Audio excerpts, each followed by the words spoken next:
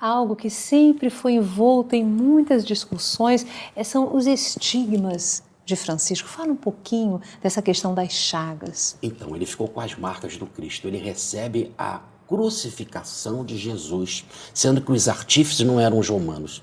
Agora, o artífice era do bem. Foi o próprio Cristo que projetou essas marcas nele.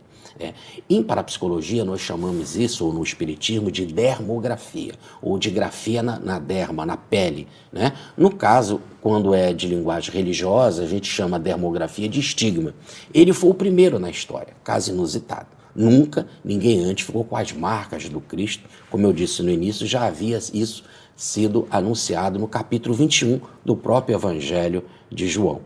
Ele, desde 1205, quando ele teve o um encontro com Cristo na igreja de São Damião, e que o crucifixo falou com ele, ele já trazia essa cruz no coração. Aí ele passa uma vida toda meditando, passa uma vida toda pregando a mensagem de Jesus, ensinando isso. Até que chega o ano de 1224, ele vai para o Monte Alverne, e aí no Monte Alverne ele faz uma quaresma a São Miguel. Ele era muito devoto de Miguel Arcanjo, e a quaresma começava no dia 15 de agosto, dia de Nossa Senhora da Glória, até o dia 29 de setembro, dia de São Miguel. Precisamente no dia 14 de setembro, que é o dia da exaltação da cruz, ele resolve fazer uma prece. Como o tema era a cruz, ele faz a seguinte prece: Senhor, eu queria, olha, mas na medida do possível, sentir o máximo da dor que você sentiu na cruz, mas na medida do possível, e o máximo do amor, do seu devotamento para a humanidade, como você doou, mas na medida do possível, naquilo que eu puder. É aí que o Cristo aparece para ele. E ele, então, tomado pela essa ideia do amor e do sofrimento, ele é crucificado também. Ele volta completamente diferente da cruz, era um outro homem. Ele, inclusive, curva a madeirinha e começa a cantar imitando um violino, e ele começa aí a abraçar toda a natureza. Mas por que ele ficou com as marcas do Cristo? Porque mentalmente ele estava refletindo na cruz. E num fenômeno de ideoplastia, como nos explica a fenomenologia espírita, aquilo que estava na sua mente, que era o fenômeno da cruz, ele plasmou em si. Por quê? Porque na sua prece ele pediu que queria sentir ou viver aquilo que o Cristo viveu.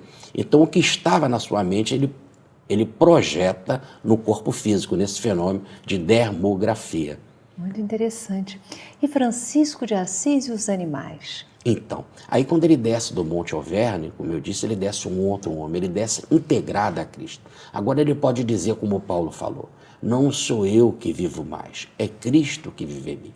Os autores da Idade Média vão começar a falar que Francisco é um alter Cristo, um outro Cristo, porque, ou como fala o seu principal discípulo, Frei Leão, quando escreve um livro belíssimo naquela época chamado O Espelho da Perfeição. É como se o Cristo estivesse olhando no espelho e ele visse Cristo e não ele. Uma identificação com Cristo, né? Então, agora ele desce um outro homem.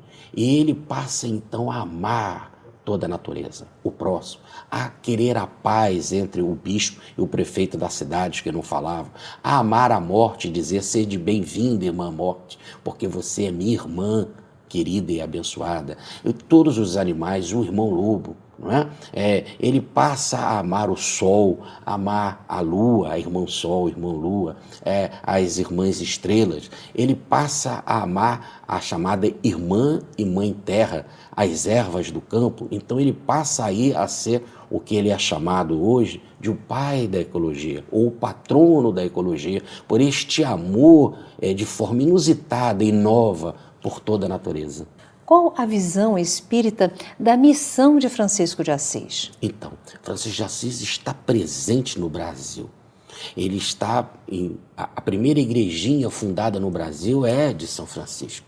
O rei da integração nacional é São Francisco. Evidentemente que no movimento espírita ele vem com muita força, a começar em 1951, quando o Chico Xavier recebe Francisco de Assis, no dia 17 de agosto, uma mensagem lindíssima, a mais linda mensagem que Chico Xavier já recebeu, né?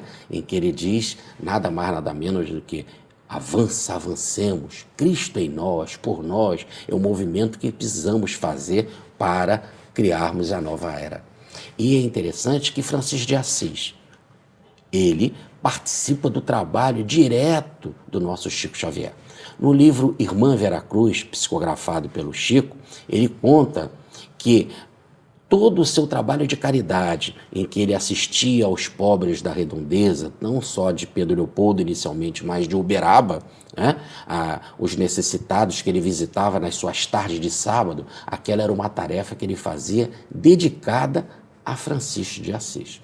O nosso Divaldo Pereira Franco também recebe de Chico uma orientação mediúnica de Francisco de Assis, o incentivando a fazer um lar abençoado para recolher crianças que precisavam do amparo, e mais do que um amparo físico, mas da orientação espiritual. É também um trabalho abençoado, inspirado por Francisco. Fora as muitas casas espíritas que nós temos por todo o Brasil dedicada a Francisco de Assis. A própria Aliança da Fraternidade, casa em que nós também frequentamos aos quartos sábados de cada mês, de manhã fazendo uma palestra às 9 horas, é a Aliança da Fraternidade, uma instituição dedicada a São Francisco de Assis, que tem inclusive um livro belíssimo chamado De Francisco de Assis para Você, escrito pelo nosso Humberto Leite de Araújo e com uma nota, uma cartinha abençoada do Chico Xavier recomendando o livro.